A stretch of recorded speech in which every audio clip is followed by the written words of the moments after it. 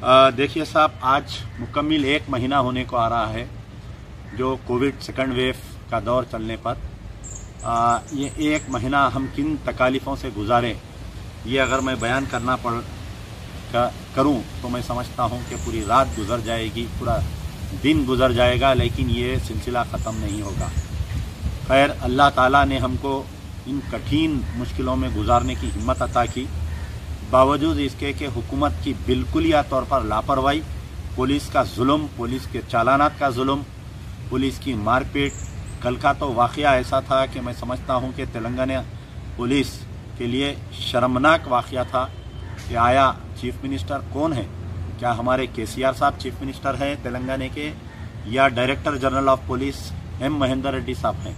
Chief minister साहब एक फ़ैसला कोविड के रेस्ट्रिक्शंस में एक जियो ऑर्डर इशू किया, उसमें साफ वाज़ेह है कि फूड सप्लाईज वालों को हम नहीं रोकेंगे, लेकिन जो ज़ोमैटो और आपके स्विगी और ईट स्ट्रीट, ये लोग जो कल सप्लाई कर रहे थे उनको मारा गया, उनके गाड़ियों को जब्त किया गया।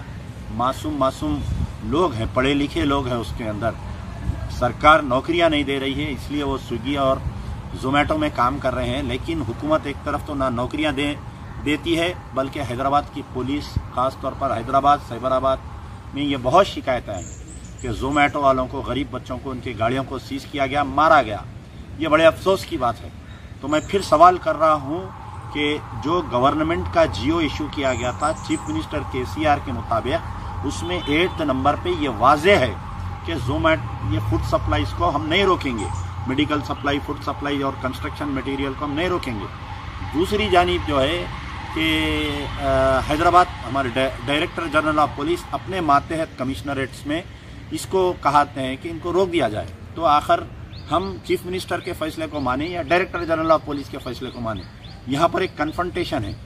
तो मुझे तो शक आ रहा है कि कहीं ये पुलिस जो है मौके का फ़ायदा उठाकर हमारे चीफ मिनिस्टर केसीआर साहब को बदनाम करने के लिए, टीआरएस पार्टी को बदनाम करने के लिए, ऐसे नाजुक लम्हे पर कहीं चालानात के ज़रिए अवाम को परेशान कर रही है। कल तो जुल्म की इंतहा ये हो गई कि कई डॉक्टर्स को, आज मैं अभी हमारे NRI फोरम शिकागो से एक कॉन्फ्रेंस चल रही थी फेसबुक पे, उसमें कमिश्नर ऑफ पुलिस भी आए थे और कई लोग थे, वो मैं देख रहा था। तो कई डॉक्टर्स आकर कह रहे थे कि मोर देन 120 डॉक्टर्स को कल हैदराबाद साइबराबाद में रोक दिया गया। उनके पास डॉक्टर्स का आइडेंटिटी सर्टिफिकेट, डॉक्टर्स की गाड़ियों पे सिंबल देखने के बावजूद 2-2 घंटे उनको रोक दिया गया। किडनी ट्रांसप्लांट एक मशहूर डॉक्टर को रोक दिया गया। तो हैदराबाद की पुलिस का और साइबराबाद की पुलिस का कल का रवैया बड़ा अच्छा समझने नहीं आ रहा था।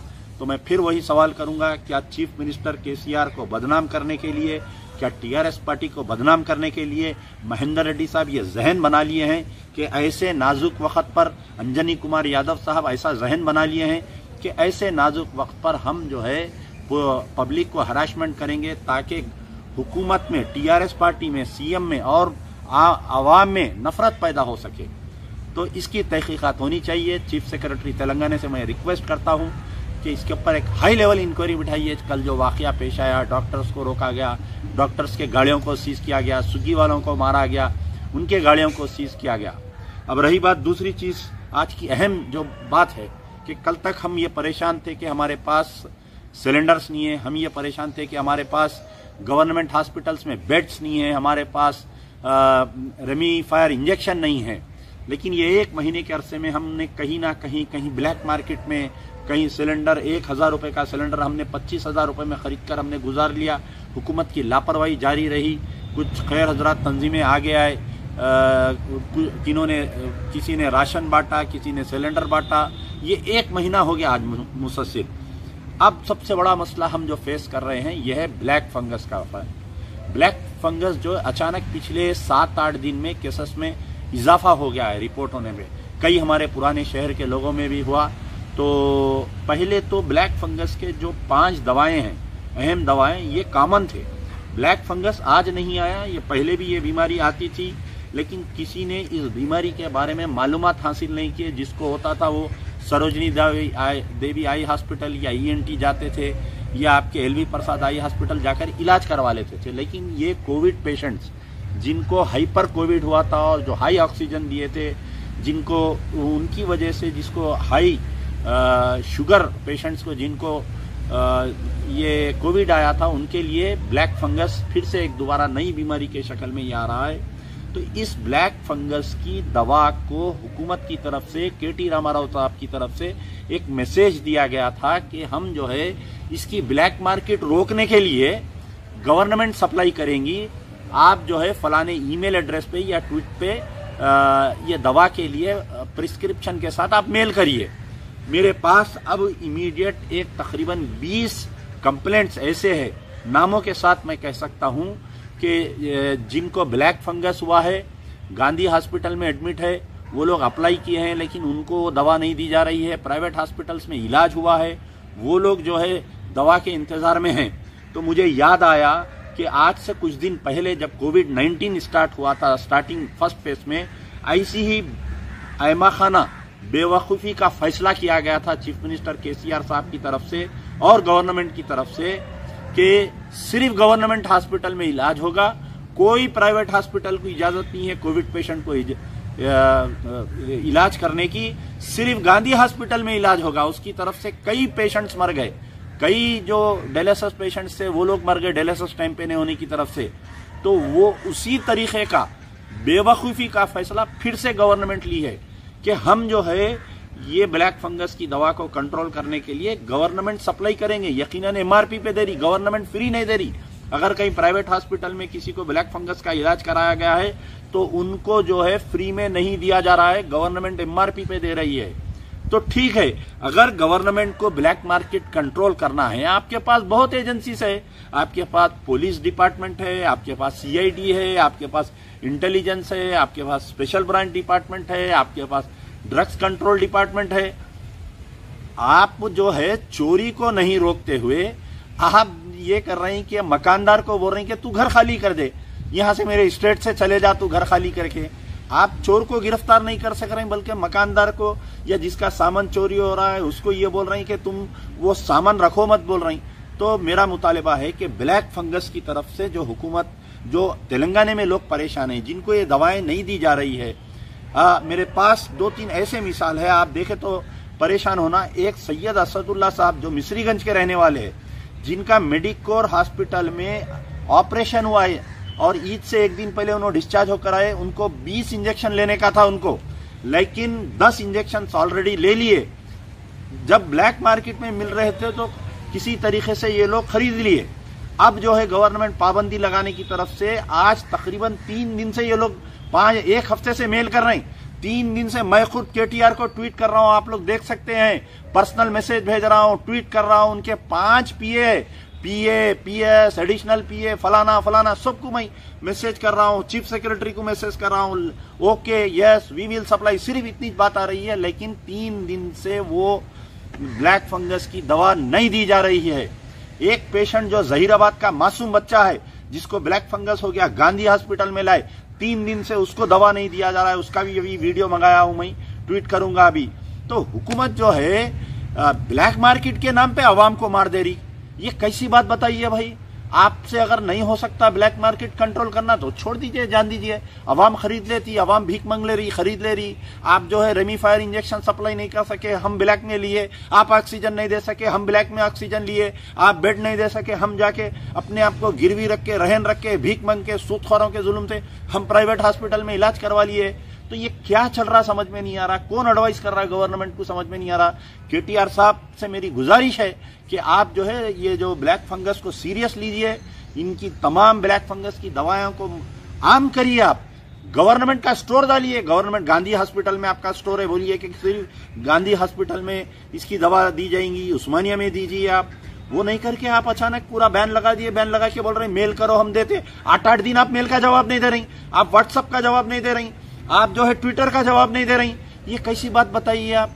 अब वो क्या फिरका परस्ती कर रहे हैं वो बाद में बोलूंगा मैं आपको, लेकिन हकीकत ये है कि मुस्लिम पेशेंट्स को आप तबाह ताराज कर दे रहे हैं, मार दे रहे हैं आप। मासूम बच्चों को दवाखाने में ज़ईफुल, अब जिसका बाप जो है, जिनको ब्लैक फंगस का इलाज करवाया गया, 20 इंजेक्शनों में से 10 इंजेक्शन दे दिए, आज पिछले 7 दिन से उसको इंजेक्शन नहीं है। उसको आप वो पेशेंट पे क्या गुजर रही होंगी, वो फैमिली पे क्या गुजर रही होंगी, बताइए आप मेरे को। बड़े अफसोस की बात है, असदुद्दीन ओवैसी साहब हर मसले पर ट्वीट खेलते केटीआर से। ब्लैक फंगस की दवा आज अवेलेबल नहीं है, आपके मुंह में जबान है नहीं है, बताइए कि आपके मुंह को लकवा मारा, बताइए। वो friendly opposition leader Akbaruddin Owaisi कहां पर बैठे हुए, लंदन से खाली ऑडियो मैसेज रिलीज कर रहे हैं कि मैं खाना बांट रहा हूं, मैं फलाना कर रहा हूं, मैं ऐसा कर रहा हूं। अरे भाई, फिल वक्त ऑक्सीजन होना है, बेड होना है, फिल वक्त दवा होना है, ब्लैक फंगस की दवा होना है। आप क्या कर रहे हैं, आप लीडर ऑफ द अपोजिशन बैठे पूरे कोविड में। आप बताइए, क्या मजलिस के एमएलए जाके एक मरतबा सीएम से मिले, क्या केटीआर से मिले, क्या बताइए आप? एक मरतबा भी नहीं मिले ये लोग जाके। हेल्थ मिनिस्टर तो है नहीं, हेल्थ डिपार्टमेंट तो बिल्कुल हेडलेस बॉडी हो गया। तो ये क्या चल रहा है? पुलिस के चालाना, आज से कुछ दिन पहले 7 एमएलए जाके मिले कमिश्नर ऑफ पुलिस से, कमिश्नर ऑफ पुलिस चॉकलेट देके चला दिए।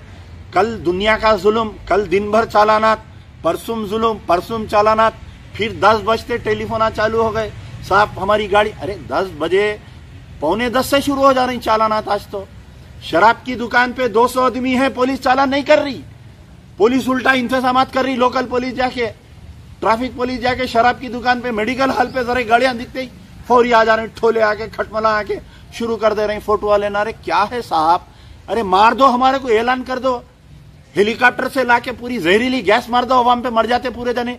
कई को ऐसा कर रहे हैं आप लोग, समझ में नहीं आ रहा मेरे को।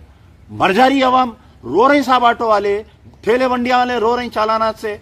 मजलिस वाले को तो क्या हो गया नहीं मालूम, क्या अल्लाह की मार पड़ी। जब कोई अगर तबाही के रास्ते पर जाता है, याद रखो आप, अल्लाह ताला उसका इख्तिदार नहीं खींचता, उसकी दौलत नहीं खींचता, उसका पैसा नहीं खींचता, उसके अक्ल पे पर्दा डाल देता। असदुद्दीन ओवैसी के अक्ल पे पर्दा पड़ गया, अकबरुद्दीन ओवैसी के अक्ल पे पर्दा पड़ गया।